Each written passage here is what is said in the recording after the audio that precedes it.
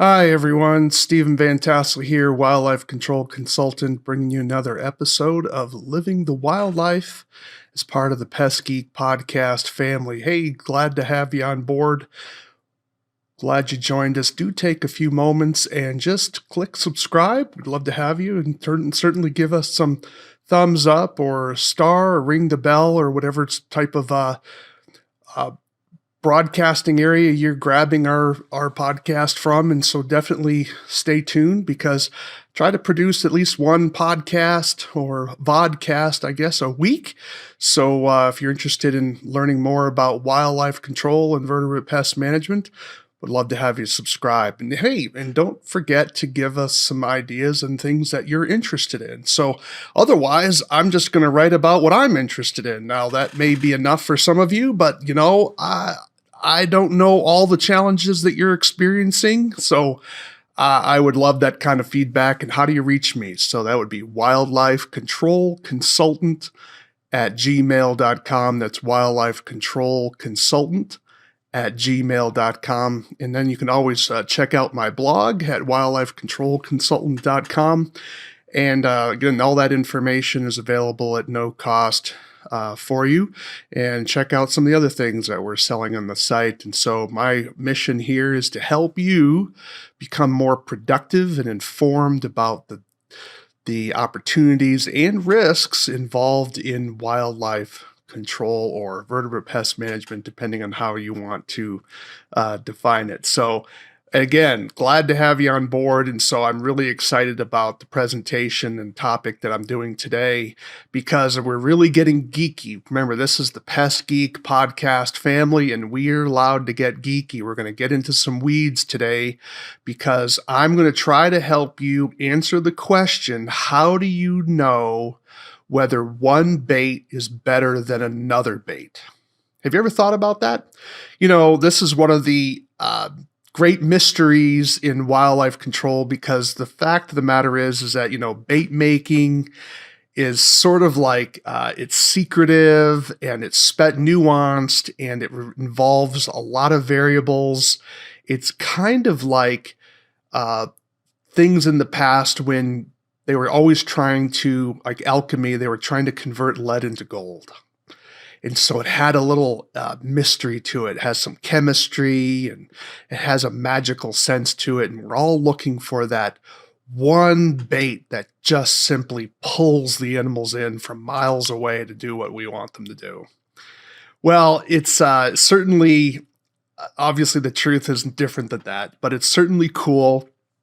A lot of respect for bait manufacturers. There are some good ones out there.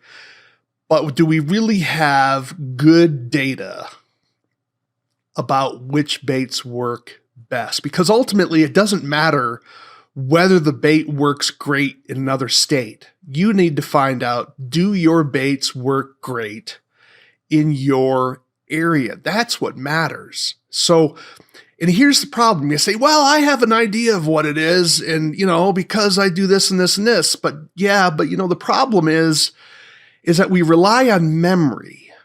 I doubt many of you out there are actually taking the time to write down what you used in a trap, what were the results of that on a day-to-day basis.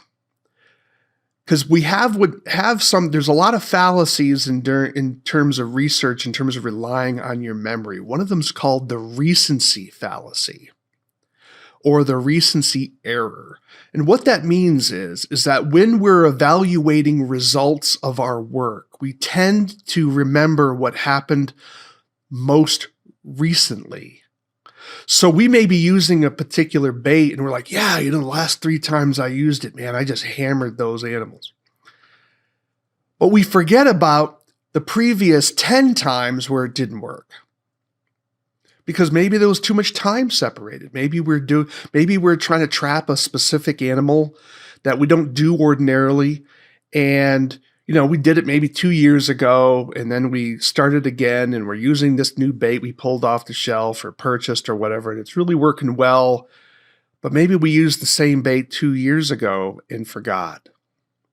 So that's called the recency error, and it happens a lot. And I know everyone thinks their memory is better than others, but if you're not writing it down, you're not getting solid data. And this is the problem of what's called anecdotal information. In our industry, I understand that's often all that we have, but we can do better.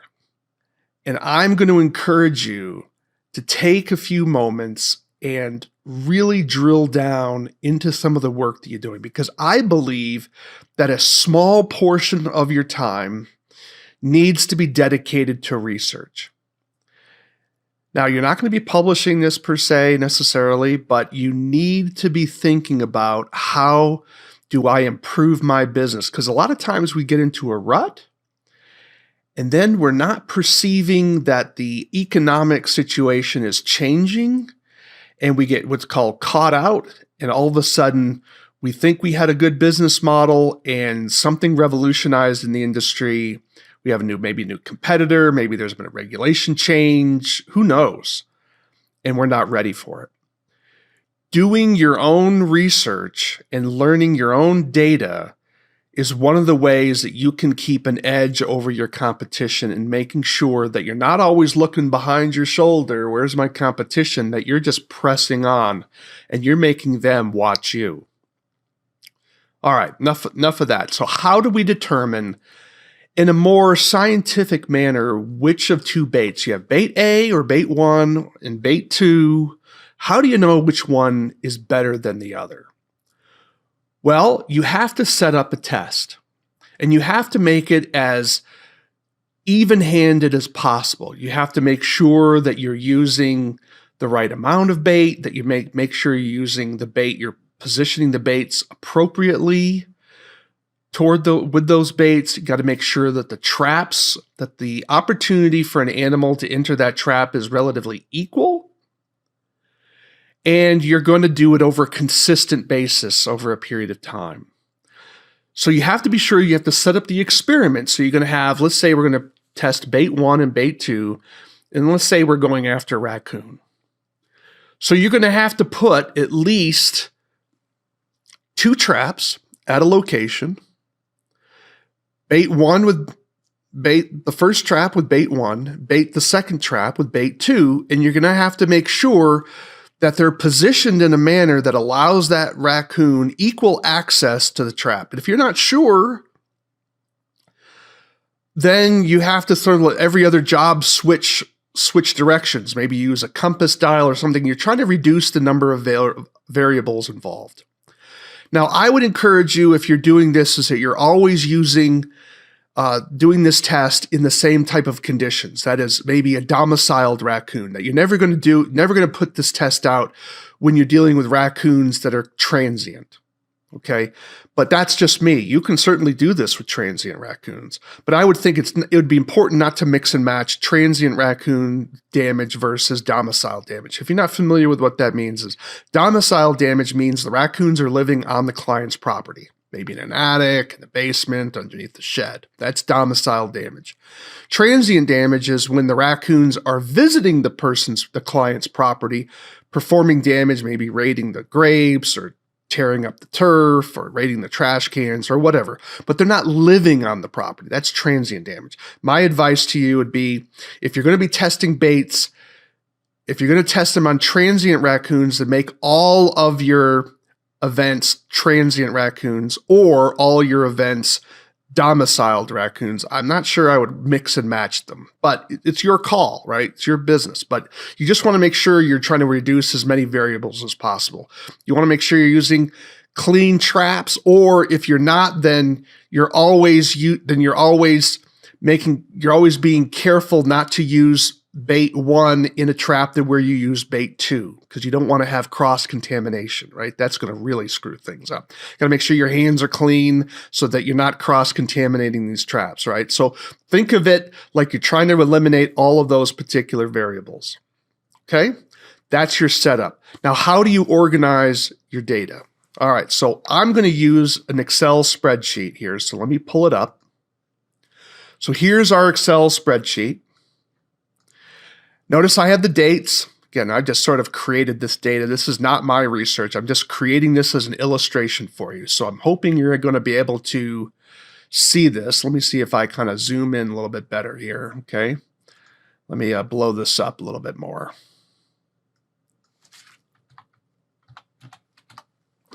All right, so here we go. I hope you can see that. We have column 1, column A, all of our dates, right? Column B, we have the results of bait 1, and column C is the results of bait 2. Because remember, we're always setting 2 traps at every raccoon location. Domiciled, let's say. Now, what do the 0s and 1 mean? Well, 0 means that there was no capture. 1 means that there was a capture. Okay, that's basically it. Now, you're going to have to make sure that when you're doing this test, that there actually is a raccoon on the site, right? So, I mean, obviously, you might want to only do this for 1 trap night until you catch one, until you catch one, and then maybe stop the test. So you have bait 1. So here we have on January 1st, 2020, bait 1 didn't catch a raccoon, but bait 2 did. There you go. And you're just going to keep doing this over time. So I've obviously made these all consecutive nights, right? But obviously your situation, unless you have a lot of raccoon jobs, this would be unlikely, right? But the point is you're always recording 1 for a capture, 0 for no capture. Okay. Now, you can add a 3rd column, but I don't want to confuse this to, whether there was a misfire. You could certainly, trap closed, but nothing captured. But we want to make this as simple as we can right now, okay? Because I want to introduce this. So we're basically having column B is bait 1, column C is bait 2. Okay, straight enough? And you're going to collect your data over a period of time. Now, how many data points do you want? In other words, how many different nights do you need to do this test? You need to do at least 20. 25 is better. 40 is better still. Okay? Because the larger your sample size, the more accurate your data is going to be, the stronger your data is going to be. Okay? But you can't go any lower than 20 unless you're always catching on one bait and you're not catching on another. I mean, if it's always 100%, then you can probably get away. You can get away with less. Okay, but think about it. 25 is really a good number. I have 40 here because I want to really drive that point home. Okay, so we have 40 nights with 2 traps, and we have our data. Okay. And you have to do this. So yeah, is it going to slow you down in your business? Absolutely, it's going to slow you down in your business. But the information you get may save you a world of money down the road. So you pay a little now to make a lot more later. Okay? Or you may find out, because if you find out a bait is really significantly better than another bait, that's awesome. And so here's the question. This particular test, the statistical test, is basically answering the question, is bait 1 more attractive to raccoons than bait 2?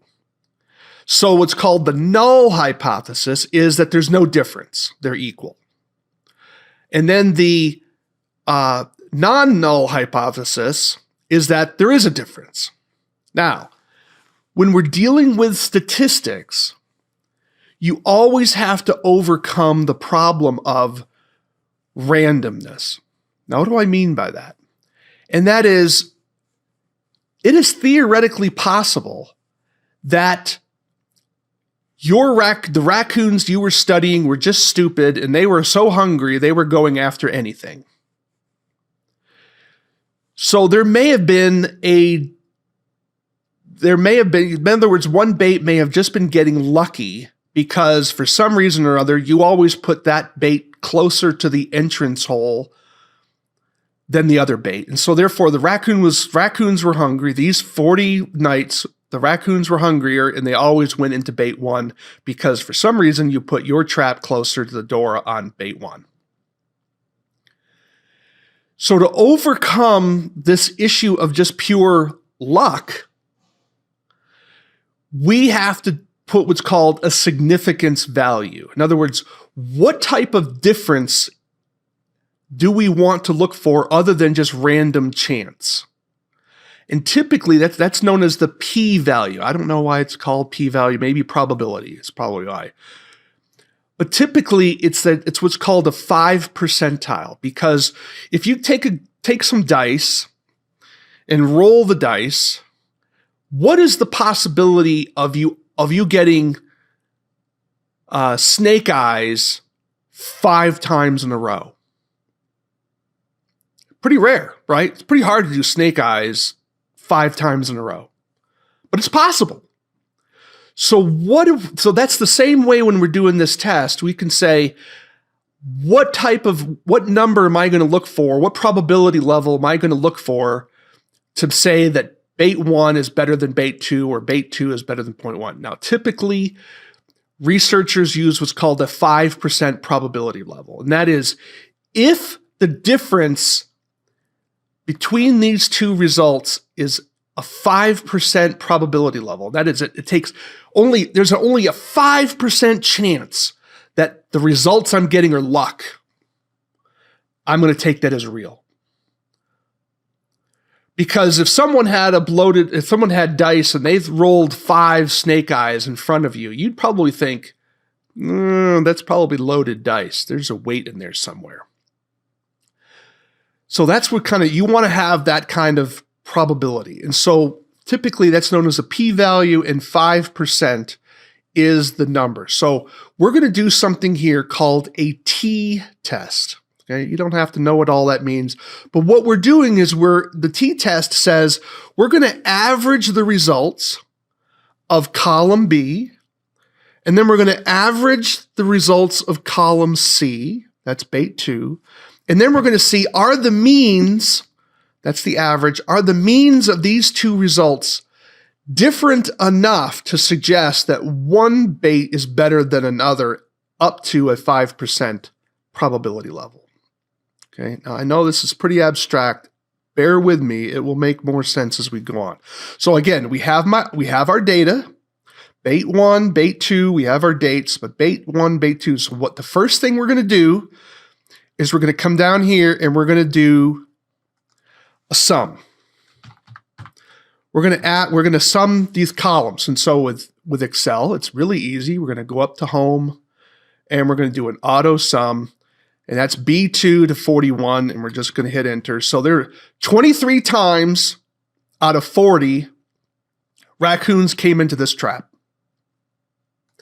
Now we're going to do the same thing for column C. We're going to auto sum it, hit return, but yet only on the same number of nights, bait 2 only got 13 raccoons. Now, that's a pretty big difference.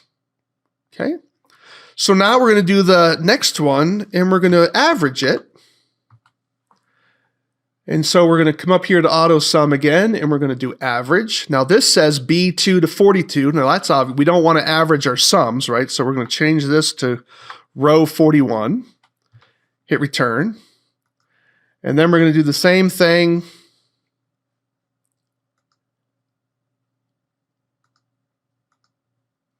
up here, and I got to change the formula because obviously that's wrong.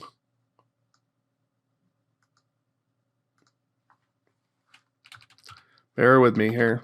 So we're going to come in here, we're going to come up to this, and we're going to do average.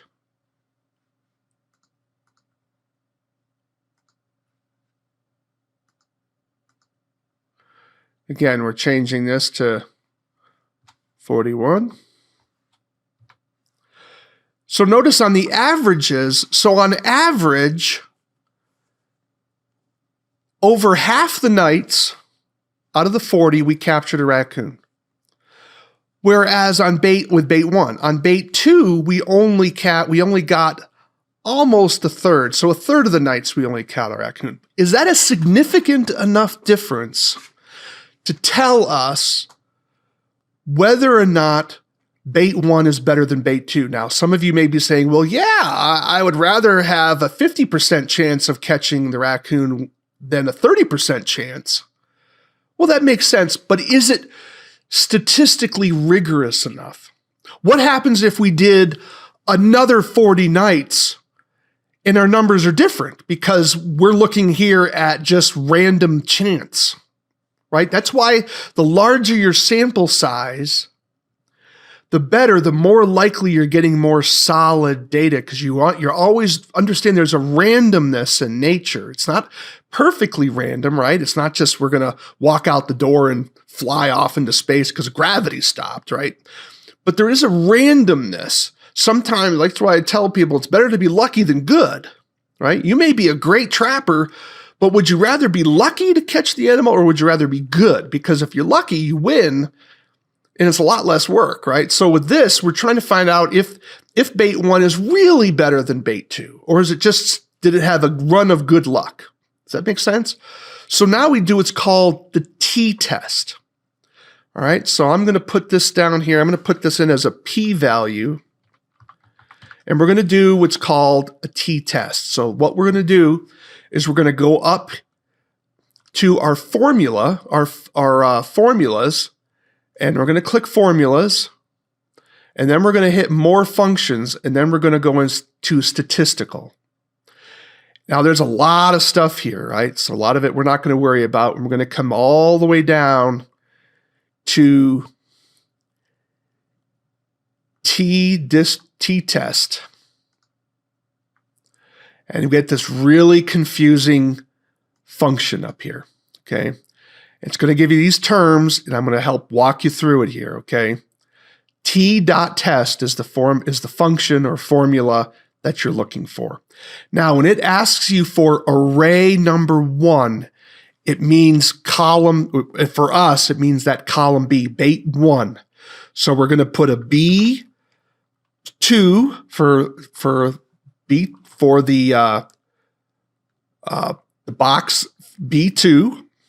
We're going to put a colon, which means all of the rows all the way down to B41, to row 41. Okay, does that make sense? So let me kind of scroll up here for you.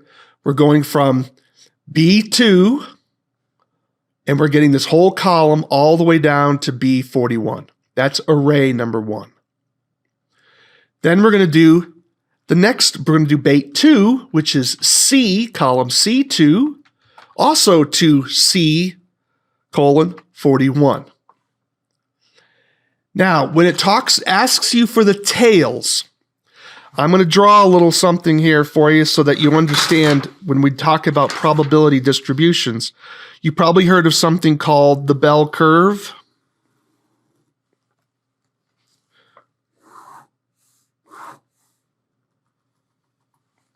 I'll put this up on the screen here for you. I hope you can see it, all right?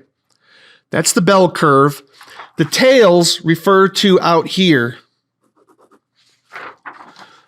So when we're dealing with a bell curve, the majority of our data is here.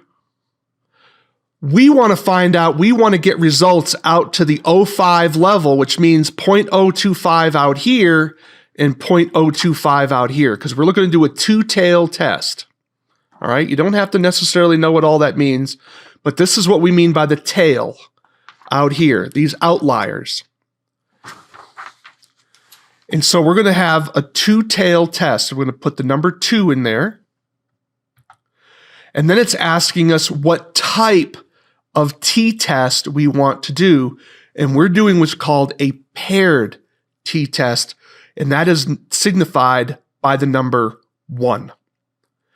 You can read that here. I'm hoping that comes up on your screen here a little bit. Number 1. Because these are paired, we have our 2 paired traps, right? So this is going to be a paired t-test. We're going to put in a number 1. And then we're going to hit OK. And then we're going to get our results. Now notice what our results are, 0.02.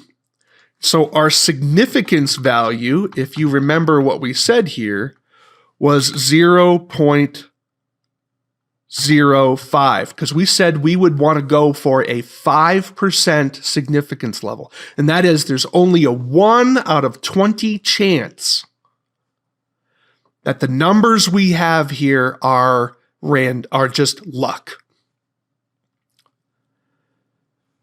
Our p-value came back as 0.02. Now, is that lower or higher than 0.05? The answer is lower. Therefore, we are going to argue here that bait 1 is better than bait 2 because there's less than a 1 in 20 chance that this is random. Now, it still could be random. We might be wrong. But it's pretty unlikely that it's wrong, especially because we're almost half of that less risk. In other words, our numbers are not just at the 0.25. This is 0.25 level, 0.25 level. You say, Stephen, why are you doing 0.25 when you said our significance level was 0.05? Well, the reason, excuse me, I got to change that. 0.025, my mistake, 0.025. Because we take the significance level and divide it in half on these tails. So in other words, our number is even lower than this. We're out here somewhere, which means the likelihood is even less. We're way out here, which is awesome because we take the significance number and divide it in half. That's a two-tailed test. So it's really unlikely that with a p-value of 0.023, we are less than half of our significance numbers. So it's actually more like there's only a 1 in 40 chance that this is random luck. My point here is you don't have to understand all the statistics involved with why this matters. My point is, with using this formula, you can have scientific rigor on your own to determine whether one bait is better than another bait. Now you may say, well, Stephen, I want to use multiple baits. I want to see if there's 3 or more baits and I'm going to compare them. Well, there's different statistical tests for that. I wanted to make this rather simple and an introductory way to do this for you. That's something simple. So let's kind of repeat again. You're going to collect your data, put it in an Excel spreadsheet, calculate the sum, calculate the average of your columns. Then you're going to go up and you're going to have another box here, and you're going to go up to let me get back to home here. You're going to go up to your formulas. You're going to click more functions. You're going to go to statistical, and then you're going to scroll down to the T.test, and you're going to click that, and you're going to fill in this particular column. The array 1 is the information from bait number 1. Array 2 is information from bait number 2. The tails, you're always going to use two-tail test. And then the type is you're going to use a number 1 because it's a paired t-test. And if the number you get is less than 0.05, then you know that your information, that you know that one bait is better than the other. That's it. And we know that bait 1 is better than the other because of this particular t-test. Let's put some serious data. And by the way, you don't have to do this with bait. You can do this with trap sets. You can determine this with sales. You can evaluate, are your salesmen, is one salesman better than another? You can use this t-test in a variety of different ways. I hope you find that helpful. Hey, if you want a copy of this Excel spreadsheet, I'm happy to send it to you. just send me an email at wildlifecontrolconsultant@gmail.com. That's wildlifecontrolconsultant@gmail.com, and say, hey, Steve, I listened to your podcast about T-tests. I would love a copy of that particular spreadsheet so you can look at the formulas yourself and hopefully and then just copy it. It's not rocket science here, folks. You're trying to make this is geeky, but we're trying not to make it harder than it has to be. Let's put some real data behind our work. Hey, I'm Stephen Vantassel, Wildlife Control Consultant. Hope you found this helpful. Would love to get some feedback from you about our show, about topics that you would like to have. If you're interested in sponsoring our podcast, we'd love to hear from you. If you have a new invention or a new product or a new technique and you're trying to market that to a wider community, in terms of our wildlife control operators and pest control operators, by all means, look me up. I'm happy to do interviews. We are capitalists here with the Pest Geek podcast. We are not afraid of people making money. So we give out a lot of free information, but if you have something you want to tell, we would be happy to consider your information. Definitely drop me a line at wildlifecontrolconsultant@gmail.com. And remember, this is living the wildlife. Why? Because we want you to live the wildlife, not be the wildlife.